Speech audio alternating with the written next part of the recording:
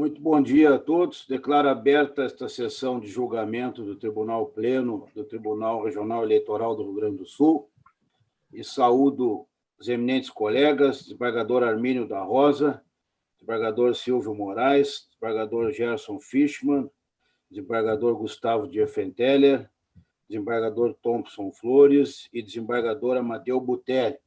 Minha saudação ao doutor Fábio Venzon, ilustre procurador eleitoral. Saúdo também o doutor Rogério Vargas, em nome de quem saúdo a todos os servidores do Tribunal Regional Eleitoral, e uma saudação especial aos advogados que atuarão hoje na sessão, doutora Maritânia Dallagnol, doutor Márcio Fischer e demais advogados que assistem à nossa sessão, assim como a nossa assistência. Uma saudação a todos e um bom dia. O primeiro processo da pauta, colegas, é o recurso 060-017465, procedência de Garibaldi, relatoria do eminente desembargador Gustavo Diefenteller. É um recurso interposto pela coligação Garibaldi no Caminho Certo e há pedido de sustentação oral pelo doutor Márcio Medeiros Félix, que falará pelo recorrido Luiz Carlos Rodrigues.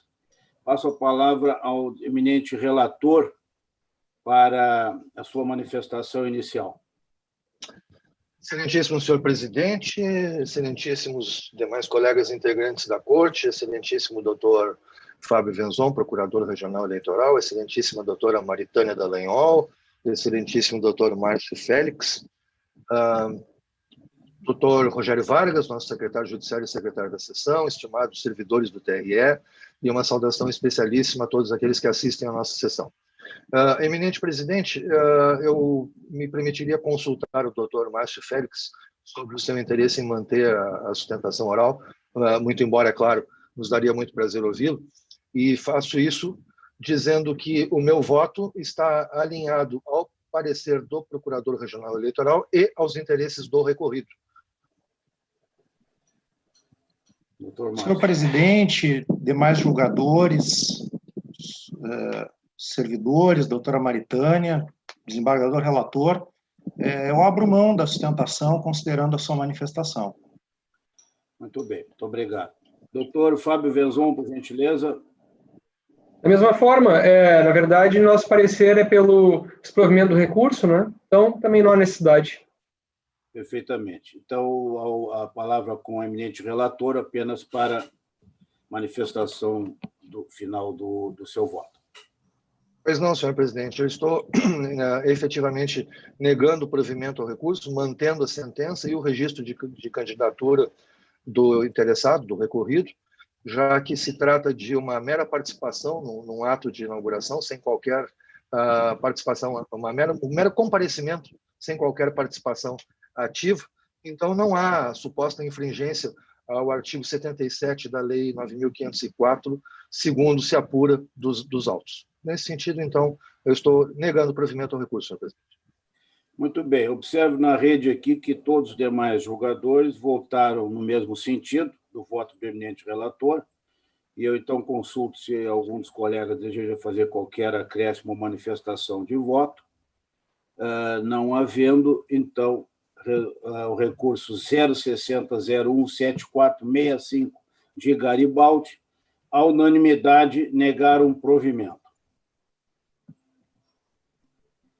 Vou pedir licença para me retirar. Um bom dia a todos e todas.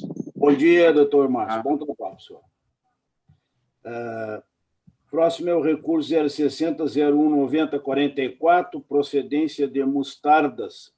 Relatoria também do eminente desembargador Gustavo Diefenteller.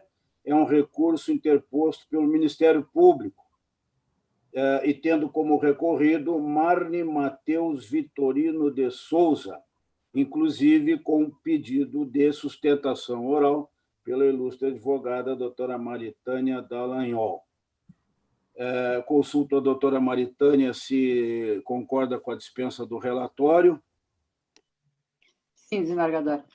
Então, passo a palavra ao ilustre doutor Fábio Venzon, pelo Ministério Público Eleitoral. Excelentíssimo senhor presidente do Egrégio Tribunal Regional Eleitoral do Rio Grande do Sul, excelentíssimos desembargadores integrantes da Corte, excelentíssimo doutor Rogério Vargas, Secretaria de Sessão, em nome de quem saúdo todos os servidores, uma saudação aqui à doutora Maritânia, que se encontra aí na tribuna, e uma saudação especial à nossa audiência. Bom, no caso aqui, o recurso do Ministério Público da decisão que julgou improcedente a impugnação deduzida pelo Ministério Público à Promotoria Eleitoral e deferiu o registro de Marne Matheus Vitorino de Souza para concorrer ao cargo de vereador pelo PSDB no município de Mostardas. O recurso do Ministério Público traz diversas questões, mas vou me ater apenas àquela que o parecer do Ministério Público aqui, da Procuradoria Regional Eleitoral, está entendendo que efetivamente deve importar em indeferimento do registro. Trata-se da causa de inelegibilidade da linha G do inciso 1 do artigo 1º da Lei Complementar 6490, rejeição das contas, né, por ato de improbidade, ato doloso de improbidade.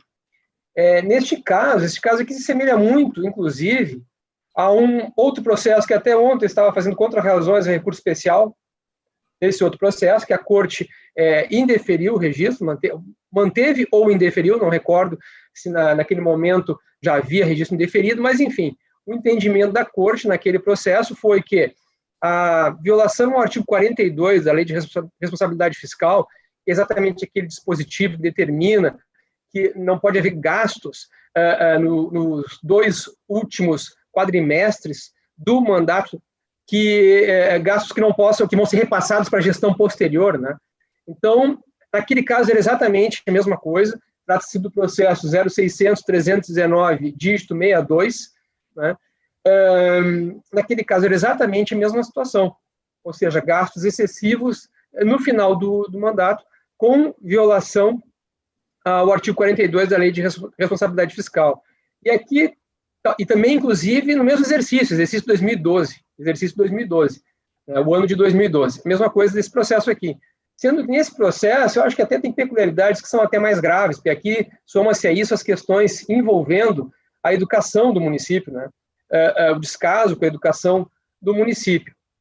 Então, nesse sentido, se verifica do parecer do Tribunal de Contas do Estado, acolhido integralmente na decisão da Câmara Municipal, né, que foi pela rejeição das contas, pela desaprovação das contas, né, que o prefeito municipal de Mostardas, no caso agora é o requerente à candidatura, né, ele teria havido insuficiência financeira no montante de R$ 434.478 para a cobertura das despesas empenhadas nos últimos 2 quadrimestres do mandato. Então, essa situação é aquela que importa na violação ao artigo 42 da Lei de Responsabilidade Fiscal. Além disso, foi mencionada a insuficiente alocação de recursos na educação infantil, verificando-se que o investimento é incompatível com a capacidade do município em assegurar com prioridade o direito da criança à educação. Foi mencionado, inclusive, que o município deixou de arrecadar R$ 965.534 a título de Fundo de Manutenção e Desenvolvimento da Educação Básica e de Valorização dos Profissionais de Educação, Fundeb, em razão do não cumprimento das metas do PNE. Quer dizer, por não ter cumprido as metas, ele deixou de arrecadar esse recurso também. E, além disso, então, teve essa insuficiência financeira, né? Aqui, como em relação a todos os municípios, teve uma questão de uma redução do IPI, mas também foi analisada, né? Isso abrangeu todos os municípios, inclusive outros, por exemplo, no outro caso também, né, que já foi julgado pela Corte em 2012, né? Então, é mencionado aqui, em relação à alegada, isso aqui no parecer do Tribunal de Contas do Estado, em relação à alegada queda na arrecadação do fundo de participação dos municípios, de fato consta no processo informação da Confederação Nacional dos Municípios sobre o reflexo da desoneração do IPI na transferência desse recurso para Mostardas, cujo montante totaliza 179 mil. No entanto, como se observa, tal valor não justifica o relevante incremento na insuficiência financeira, tanto no comparativo entre os exercícios 2008 e 2012, quanto entre os exercícios 2011 a 2012. Então, houve uma redução e tal, durante o mandato desse gestor, e notadamente no final, né? No final do mandato. Tem uma informação importante aqui que diz, parecer do Tribunal de Contas do Estado, né? Em consulta ao ranking produzido por esta Corte de Contas, com dados de 2012, o município ocupava a posição 307 de atendimento à educação infantil. o que evidencia um retrocesso em relação ao ranking relativo aos dados de 2009, quando estava no início do mandato, né, em que o município ocupava a posição 209. Então, de 209, ele caiu para 307. Né, uma queda considerável. É mencionado no parecer, além das crianças que deixaram de ser atendidas, o não atendimento das metas, como evidenciado no relatório complementar, teve impacto negativo nos valores recebidos a título de fundo de manutenção, como eu já mencionei, né, houve uma redução, devendo, portanto, ser objeto de recomendação ao atual gestor para que adote providências cabíveis no sentido de cumprir as metas estipuladas do Plano Nacional de Educação. Portanto, pelo exposto, voto pela manutenção da inconformidade no sentido de, enfim, aí a decisão ali do Tribunal de Contas do Estado, né? Então, entendemos que essas irregularidades todas, elas são suficientes para configurar a inelegibilidade do artigo 1º, inciso 1, a linha G da lei complementar, vez que trata-se efetivamente de violação a princípios, violação também ao artigo 10 da lei de improbidade administrativa. Ele tem lá dispositivos relacionados exatamente às contas, a forma de fazer o pagamento, da execução orçamentária, né, violação da execução orçamentária e a princípios, né. Então, são atos dolosos de improbidade administrativa, porque efetivamente se deixou de fazer o que deveria ser feito, né, e isso não se faz, nesse caso aqui, de maneira culposa, mas sim de forma dolosa. Também o próprio TSE, ele tem julgados no sentido de que a violação, porque muitas vezes, por exemplo, nesse recurso especial ontem que eu estava fazendo as contrarrazões, se trazia julgados do TSE no sentido de que a mera violação à lei de responsabilidade fiscal não importa necessariamente nessa causa de inelegibilidade. Mas nós temos outros julgados do TSE que falam especificamente desse artigo 42. Esse artigo 42, como se vê, ele é extremamente importante, a violação dele é bastante grave, porque é uma coisa, e por exemplo, nesses julgados que foram trazidos nesse recurso especial, naquele caso julgado pela Corte, eram trazidos exercícios em que a pessoa houve déficit no final do exercício, mas que ia ser repassado para o próprio gestor que gerou o déficit, tá, no meio do mandato. Aqui não, aqui nós estamos tratando do artigo 42, que é mais grave, porque esse déficit vai se dar quando a pessoa vai deixar o mandato e vai passar para o gestor seguinte. Então, é mais grave do que deixar um déficit no meio do mandato, né? Então, o TSE tem julgados no sentido de que a violação ao artigo 42 da Lei de Responsabilidade Fiscal importa, sim, nessa causa de inelegibilidade. Então, entenderemos que trata-se de irregularidades insanáveis, né, e também a alegação de que o déficit pode ser suprido numa outra gestão. Veja bem, quem está recebendo isso aí já está recebendo a gestão com o déficit, né? Você está passando para frente, é grave, é uma irregularidade grave, e nesse sentido insanável. E são atos dolosos de improbidade administrativa previstos no artigo 10 e 11 da Lei de Improbidade. Diante disso, o nosso parecer do doutor Pumes, na verdade, foi no sentido de ser reformada a sentença a fim de que seja julgada procedente a impugnação do registro de candidatura para reconhecer a causa de inelegibilidade prevista no artigo 1º, inciso 1, linha G, da Lei Complementar 6490, e deferir o registro da candidatura de Marne Matheus Vitorino de Souza para concorrer ao cargo de vereador pelo PSDB no município de Mostardas. Parecer. Muito bem. Com a palavra, a ilustre doutora Maritânia Dallagnol. Excelentíssimo desembargador presidente, peço desde já que, se porventura meu som não estiver bom, me avisem desde o início. Estou lhe ouvindo perfeitamente, doutora. Ok. Excelentíssimos desembargadores que compõem esta corte na data de hoje, especialmente ao desembargador de Fenteler, que é relator deste processo, doutor Venzon, representando o Ministério Público, doutor Rogério, representando todos os funcionários, a quem se tem assim grande e muito em conta pela eficiência e sempre o excelente atendimento aos advogados no tribunal.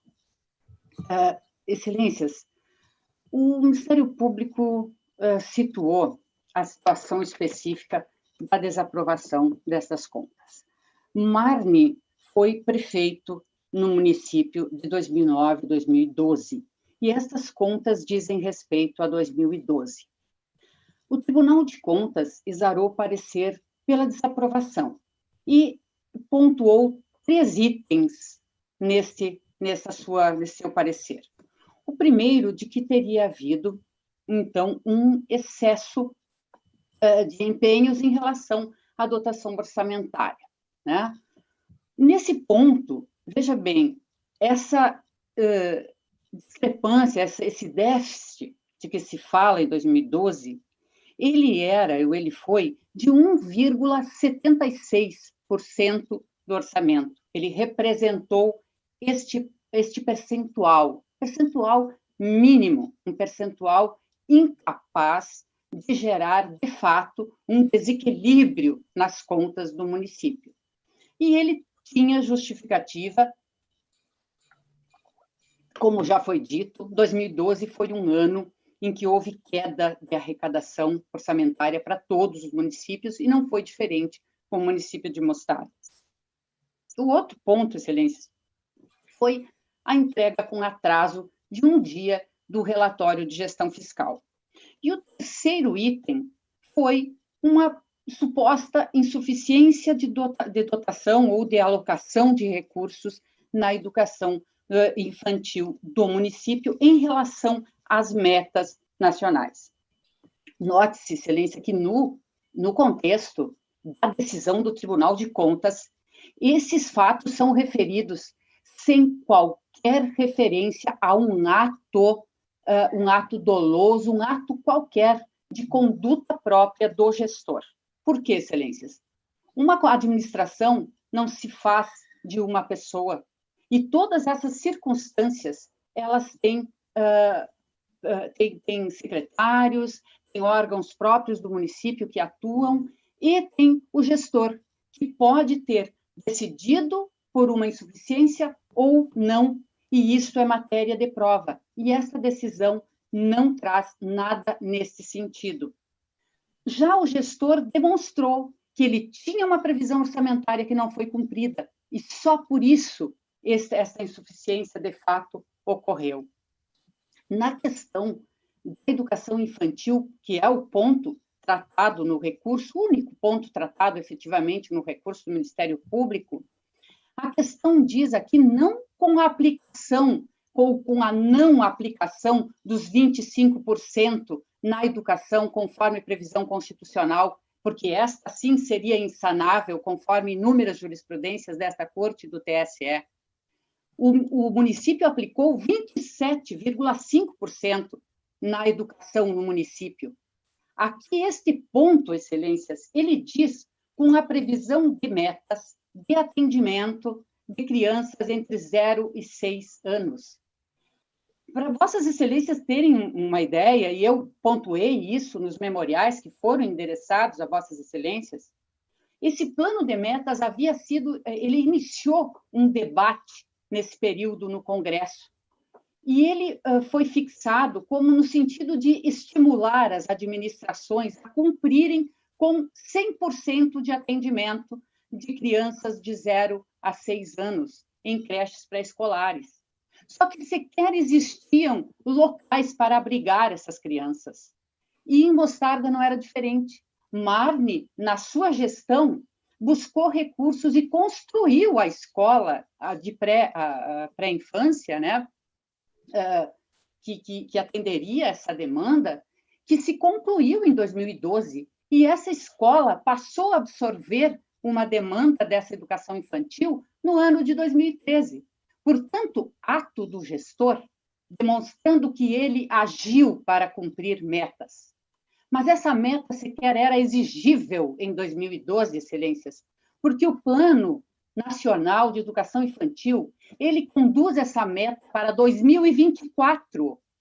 Nós estamos em 2020 e nós estamos tratando de uma gestão de 2012.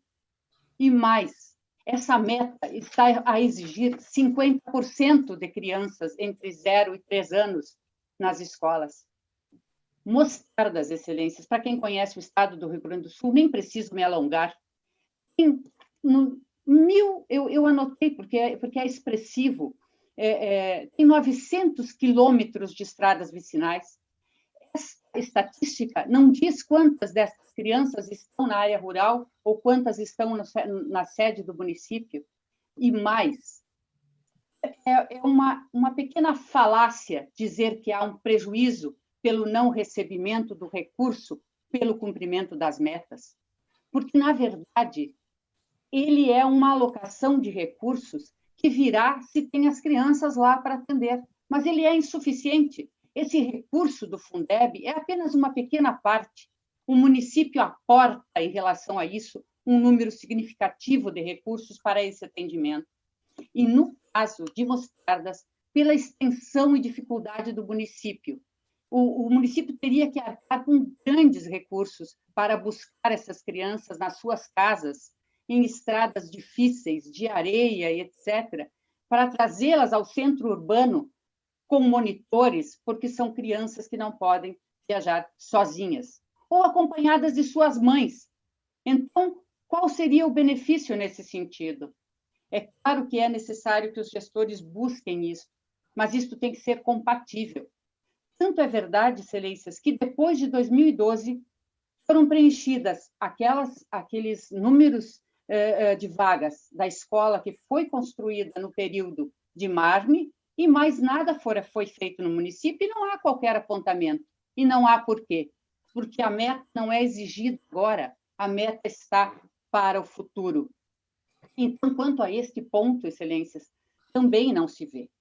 Por outro lado, e eu acho que isso me parece é a questão central, não se trata de discutir a gravidade do tema que está apontado, porque o tema pode ser grave, mas se não há prova de que foi o gestor o responsável, dolosamente responsável, inclusive, Excelências, não se trata aqui sequer de uma conduta culposa, como diz o doutor Fábio.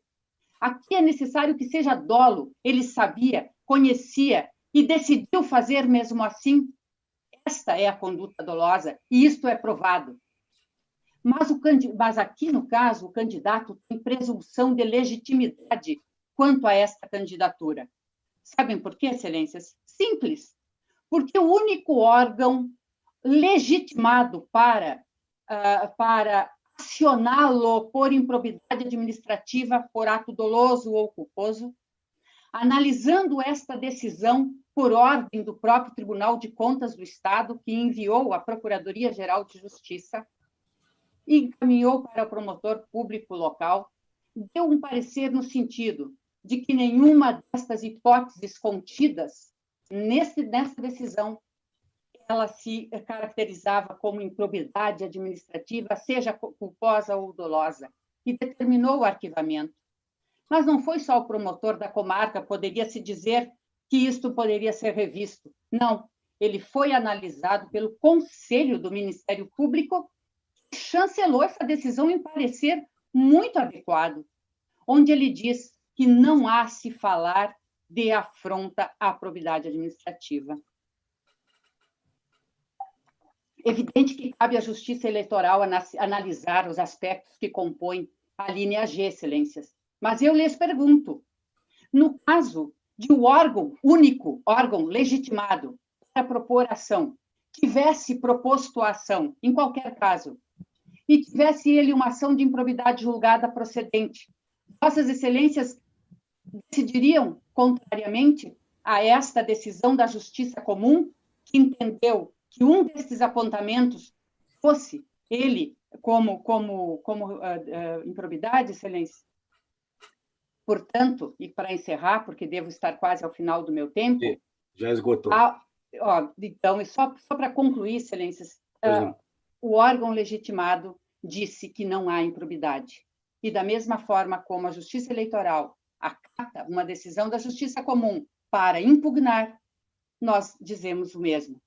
Cabe à Justiça Eleitoral rechaçar, nesse caso, o recurso em razão desta análise do órgão competente. Agradeço e peço desculpas por passar o tempo. Aguardo. Muito bem, perfeitamente, doutora Maritânia. Muito obrigado. Com a palavra, o eminente relator, desembargador Gustavo. Senhor presidente, renovadas as saudações, eu, então, procuro pontuar resumidamente o meu longo voto, que já foi disponibilizado aos colegas, e, em seguida, será acessível também à doutora Maritânia e a todos os demais. Eu inicio, senhor presidente e colegas, em face dos últimos aspectos levantados pela doutora Maritânia, ponderando que tratam-se aqui de instâncias judiciais autônomas e independentes, de sorte que o fato do Ministério Público, que atua perante a Justiça Comum, ter se posicionado em termos de eventual ou não improbidade administrativa por parte do ora recorrido, em nada influencia o julgamento pela Corte Eleitoral, até porque, consabidamente, e aqui é o que interessa, em se tratando de alínea G, e os contornos da lide já foram perfeitamente colocados por ambos, tanto o Ministério Público quanto a doutora Maritânia, trata-se de alínea G, e de forma que, ao analisar as causas de inelegibilidade, em especial da linha G, descabe à Justiça Eleitoral adentrar ao mérito do julgamento da Corte de Contas, tampouco ao que foi decidido pela Câmara de Vereadores sobre os apontamentos trazidos a ela pela Corte de Contas. De sorte que eu, com todo respeito, rechaço essa alegação de que o fato de não ter havido qualquer punição na seara da Justiça Comum, qualquer encaminhamento nesse sentido por parte do Ministério Público, isso nada interfere no nosso julgamento aqui, no julgamento pela Corte Eleitoral. E aproveitando este aspecto, eu também já rebato um aspecto que, por assim dizer, foi posto em sede de preliminar nas contrarrazões do recurso, a manifestação do recorrido, no sentido de que não haveria uma caracterização de um eventual impedimento ou suspeição do órgão ministerial de primeira instância, lá que atua junto à zona eleitoral, pelo fato de que teria atuado também nessas questões de improbidade administrativa perante a Justiça Comum. Mas não se confundem as figuras. Ali, o promotor de justiça atuou como tal e, no feito eleitoral, atuou como promotor eleitoral. Não há nenhum problema quanto a isso, não se trata de suspeição, tampouco de impedimento. E um outro aspecto preliminarmente alegado no recurso diz com uma eventual inovação recursal. Teria sido apontada uma inovação recursal. E basta se cotejar a peça recursal com a peça originária, a peça inicial, para se constatar que há um perfeito alinhamento entre ambas, de sorte que não há, a meu sentir, inovação recursal. Adentrando, então, ao mérito propriamente dito, eu estou diante, então, de 3 causas que levariam à inelegibilidade, todas se subsumindo na linha G, mas estou por afastar a causa relacionada à não aplicação, o não cumprimento das metas da educação infantil, porque me alinho à jurisprudência mais recente do TSE, que numa guinada, a bem da verdade, e por uma apertada margem de 4 votos a 3, decidiu recentemente que o só fato de não serem cumpridas as metas do Plano Nacional de Educação Infantil não significa por si só ato doloso de improbidade administrativa, devendo ser analisado no caso concreto, caso a caso, todas as circunstâncias que dali permeiam. E neste caso específico do ex-prefeito, ora candidato eleito ao cargo de vereador no município de Mostardas, eu verifico que se trata muito mais de uma inaptidão na gestão do que ato doloso de improbidade administrativa. Então, nessa medida, eu estou afastando esta causa e, no aspecto, eu me permito rebater um outro argumento trazido pela doutora Maritânia com relação à figura do gestor e a sua responsabilidade em relação aos recursos municipais arrecadados e despendidos, porque não há como negar, é quase um corolário, de que o prefeito municipal, ainda mais num município deste tamanho, por assim dizer, usando palavras simples, é, por excelência, o ordenador de despesa. De forma que os atos eventualmente praticados pelos seus subordinados, pelos secretários, pelos demais integrantes, pelos demais agentes que compõem a sua equipe, ao fim e ao cabo, terminam sendo da responsabilidade positiva ou negativa dele. Né? Os méritos ou deméritos serão necessariamente dele. Bem, com relação às outras 2 causas, que significariam infringência aos artigos 42 e ao parágrafo 1º do artigo 1º da Lei Complementar 101/2000, de 2000, eu não tenho como afastar essas causas de inelegibilidade e as reconheço presentes, porque, como dito antes, as contas do gestor foram apontadas como sujeitas à desaprovação pela Corte de Contas. O caso é, como bem dito pelo Dr. Fábio, idêntico ao recentemente julgado, se não me engano, de Capão da Canoa, a relatoria do eminente desembargador Arminio, idêntico, a mesma situação. O gestor, nos últimos 2 quadrimestres da sua gestão, em 2012, incorreu jogou para frente despesas sem cobertura, absolutamente sem cobertura, de forma que atingiram a gestão, ficaram a cargo da gestão posterior, da gestão seguinte, e, ao mesmo tempo, segundo o apontamento do TCE, ele incorreu em restos a pagar na monta de R$ 611 mil. Mesmo que se abatesse a perda de arrecadação decorrente de uma renúncia de IPI, nós teríamos aí ainda uma quantia expressiva de quase R$ 500 mil, que, convenhamos, para um município do porte de Mostardas, é uma quantia absolutamente expressiva.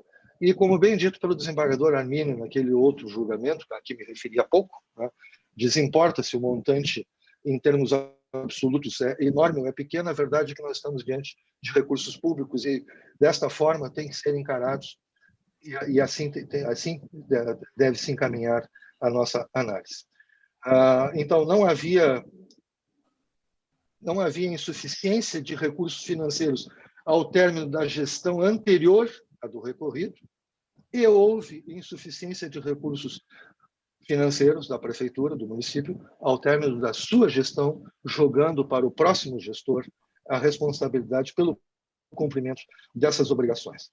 De sorte que, eminentes colegas, senhor presidente, eu estou com estas singelas ponderações que faço de forma oral, me reportando ao inteiro teor do meu voto, disponibilizado. Eu estou, então, votando pelo provimento do recurso para julgar procedente a ação de impugnação de registro de candidatura e, com isso, indeferir o registro de candidatura do ora recorrido. É como voto, senhor presidente. Muito bem. Desembargador Thompson Flores, por gentileza. Senhor presidente, eu me associo a todos os cumprimentos já realizados, em especial aqui o cumprimento eu dirijo ao Procurador Regional Eleitoral, doutor Venzon, e à ilustre advogada, que tão bem sustentou a sua causa. No que diz respeito ao recurso propriamente dito, o voto do relator, Sua Excelência, fez um resumo, mas é bem mais extenso, é bem complexo, é exaustivo, eu nada tenho a acrescentar e acompanho integralmente com os meus cumprimentos. Muito bem. Desembargador Amadeu Butelli. Senhor presidente, na sua pessoa, saúdo os demais integrantes da Corte, doutor Fábio Venzon, os cumprimentos, doutor Rogério Vargas, a pessoa de quem cumprimento todos os servidores da Casa, cumprimento especial à doutora Maritânia Dallagnol e nossa assistência do YouTube. Senhor presidente, eu acompanho na íntegra o extenso e bem lançado voto do eminente desembargador Gustavo, que bem examinou as questões pontualmente trazidas à discussão pelo Ministério Público e muito bem sustentadas pela doutora Maritânia, assim como vai. Muito bem. Desembargador Arminio da Rosa. Senhor presidente, endossando todas as saudações já feitas, e especialmente aqui o doutor Venzon, que parece que ontem passou o domingo fazendo contra-razões, deve haver coisa melhor para um domingo, doutor Venzon, mas é do ofício, né? E a doutora Maritânia, sempre de peculiar atuação aqui na Justiça Eleitoral. Eu começo aqui, a doutora Maritânia falou de Mostardas. Mostardas é pena, é uma região tão bonita do nosso estado, com altíssimo potencial turístico e inaproveitado, né? Ali, pertinho, a região de São Simão, famosa pela fuga do Garibaldi, Anita Garibaldi, em que alguns colegas nossos tinham seus refúgios lá, entre eles o saudoso desembargador Scapini, e segue embora ali a famosa região do Estreito, o pessoal da Zona Sul há de conhecer, em que se vê o oceano de um lado e a lagoa de outro lado. É uma região muito bonita do estado. E ela tem uma disputa com Encruzilhada a respeito de onde vem o melhor cordeiro do estado, né? Encruzilhada diz que é Delário, o desembargador Genaro avaliza. E o pessoal de Mostarda diz que não, que é de Mostarda, que lá já vem já até meio salgadinho, já vem pronto o cordeiro. Né? A mesma coisa eles dizem também quanto ao arroz. Mas aqui no caso, senhor presidente, eu estou acompanhando o eminente relator por um dos fundamentos, que diz com aquele exatamente do empenho de verbas sem cobertura no último quadrimestre. E, nesse caso, fui relator, e foi citado, de um caso de Capão da Canoa, muito similar, apenas a diferença de valores, e também muito pequena, lá eram 900 mil, aqui são 600 mil. E lá eu recordo onde que houve embaixo de declaração, se argumentando que não é 900 mil, porque só houve a denúncia por 15 mil. Sim, é que a denúncia por 15 mil apanhou um gasto sem cobertura de distribuição de cesta de Natal. Né? O prefeito lá de Capão da Canoa saiu fazendo isso, né? Distribuindo cesta de Natal, à semelhança de um certo prefeito de São Paulo, né? Que saiu distribuindo presentes aos jogadores da seleção de 70. É interessante de ver que nós temos duas situações em que a lei de inexigibilidade fala de improbidade, trata da improbidade. A linha G e a linha L. Na linha G, é o caso dos autos aqui. É a rejeição de contas e que configure ato doloso de improbidade administrativa. Então, não é qualquer rejeição de contas. Por isso, aquela referentemente a verbas com educação não me parece que configuraria essa espécie, como bem colocou o eminente relator.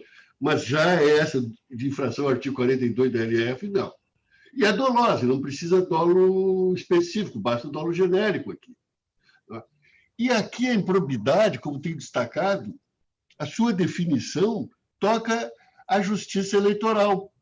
Por quê? Isso se infere de um confronto com a linha L, em que aqui sim já se trata de condenação por improbidade. Ou seja, na esfera civil, condenação por improbidade.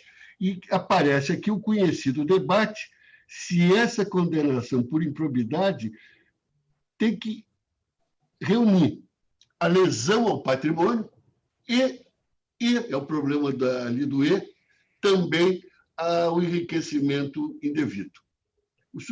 O TSE, desculpem, no seu último julgado sobre esse tema, visando uniformização, e foi relator o ministro Tarcísio, persistiu na corrente em que há necessidade da conjugação de uma e outra coisa. Prejuízo ao erário e enriquecimento sem causa do agente. Enriquecimento indevido do agente. Ou seja, pela jurisprudência do TSE, apenas os casos do artigo 9º da Lei de Improbidade, em que há enriquecimento indevido do agente, e nós sabemos que a Lei de Improbidade ela tem no seu artigo 9º os casos de enriquecimento, seriam os casos mais graves de improbidade. No artigo 10º, os casos de prejuízo ao erário, em que o elemento anímico aqui se contenta com culpa grave, mas culpa.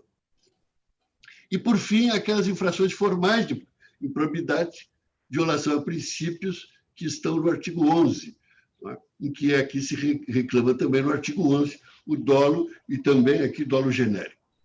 Ou seja, pela orientação do TSE a respeito da linha L, a cujo respeito confesso que tenho resistências, apenas caberia os casos de improbidade com condenação na esfera própria, com base no artigo 9º da Lei de Improbidade. Embora é de se convir que certos casos, mesmo capitulados no artigo 10, o 10º, é de se convir se há ou não há enriquecimento do agente. Casos em que haja... E esse precedente do TSE é muito expressivo, oferecimento de dádivas pelo poder público causou prejuízo ao poder público, mas será que também não se beneficiou o agente com isso, até para fins eleitorais? E, nesse ponto, me parece que os votos do ministro Fachin, e notadamente do ministro Alexandre de Moraes, colocam a coisa aqui na sua exata atuada. Mas a verdade é a seguinte: a linha L supõe, reclama condenação pelo órgão próprio, pela jurisdição própria, por improbidade, em que estariam esses dois requisitos na leitura que se faça. Já a linha G, que é o caso, aqui não se fala em condenação. Então, a improbidade aqui, como nulidade insanável, há de ser aferida pela Justiça Eleitoral, que é o caso. E depende até de demanda de improbidade na esfera civil. A Justiça Eleitoral aqui não tem esse freio para a sua definição quanto à configuração ou não da improbidade, desculpa. E é o que fez o eminente relator. Então, e não calha, por fim, o argumento de que houve aqui uma imprevista redução de recursos, o que demandaria a prova devida e não a simples alegação, ou ainda que caberia ao novo gestor atender a essa despesa, a esses restos a pagar, os famosos restos a pagar, sem cobertura, né? E aqui me permita a doutora e os colegas, sem qualquer, e vale apenas como toque humorístico, lendo uma biografia de Frederico Grande, ali me chamou a atenção um episódio do Marquês de Hessen-Kassel, que o Frederico Grande está muito preocupado com as conversões de luteranos ao catolicismo. E o que mais lhe incomodou foi o caso do Marquês. Pois o Marquês de Kassel era luterano, mas ele tinha uma amante católica. E a amante morreu. E a paixão dele pela amante era tal que ele se converteu ao catolicismo para encontrá-la no paraíso. Embora o caso de adultério, parece que o lugar de encontro dos dois mesmo seria o inferno, né? Mas é assim, né? Não dá para fazer nem o Marquês de Hessen e deixar lá adiante para outro pagar, doutora. Estou acompanhando o relator com essas breves achegas. Muito bem. Desembargador Silvio Moraes, por gentileza. Sem som, desembargador. Eminente presidente, a sua pessoa saúdo todos os integrantes da Corte, doutor Fábio Venzon, doutor Rogério, cuja pessoa também saúdo todos os funcionários desta casa, muito estimada doutora Maritânia Dallagnol,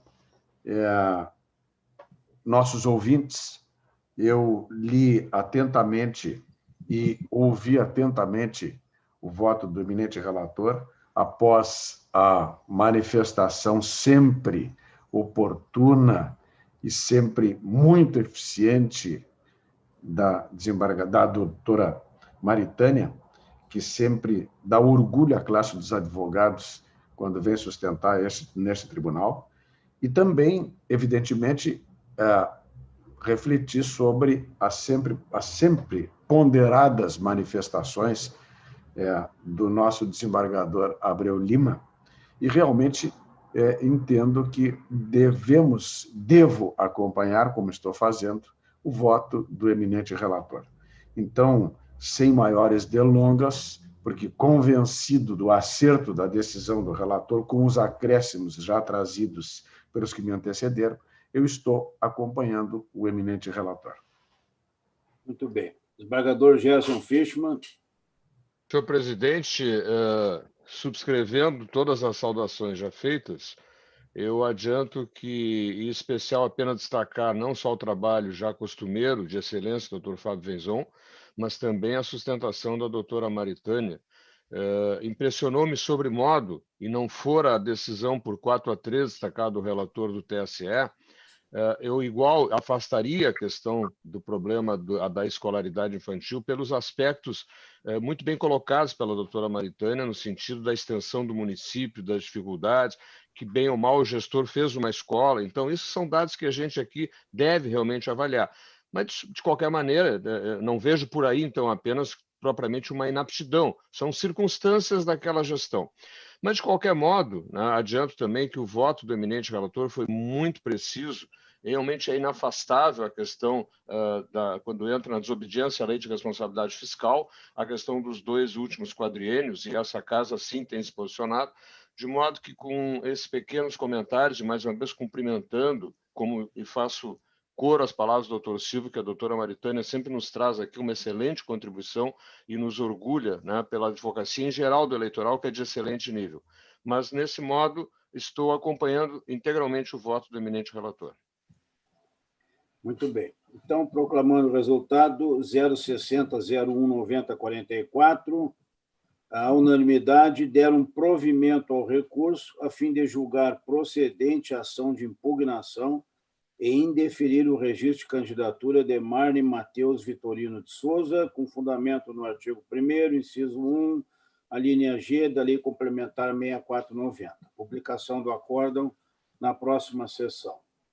Tá certo. Obrigada, Excelências. Vou me pedir licença para me retirar também da sessão. Até Tá. logo. Obrigado, doutora Maritânia. Um bom dia para todos. Trabalho. Muito obrigado. Bem, colegas, então, não observo na rede aqui que todas as decisões que seguem são unânimes e na mesma linha do parecer do Ministério Público Eleitoral.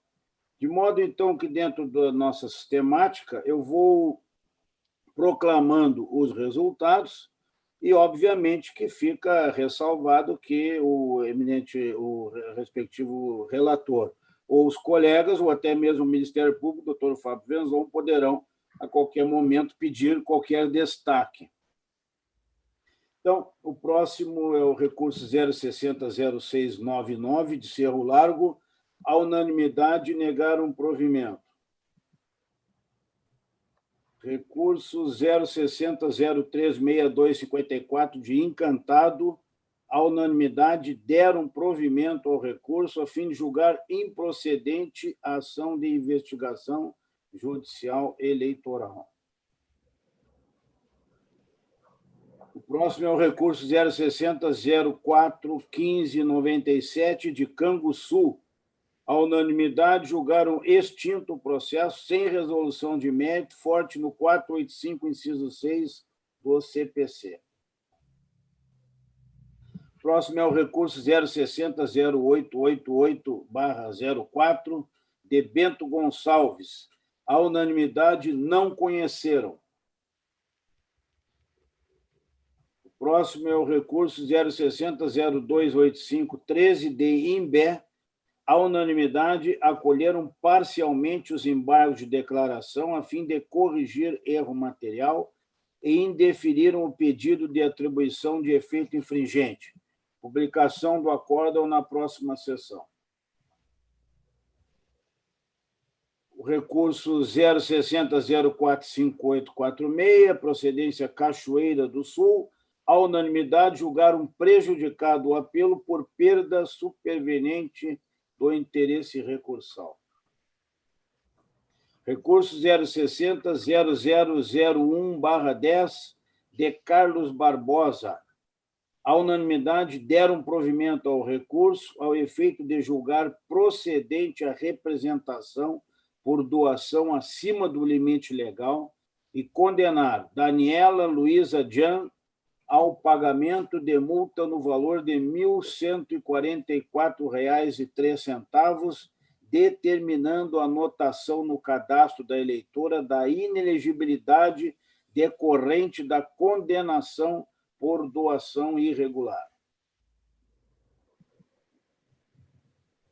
E, por fim, o recurso 060-0370-31, procedência Encantado.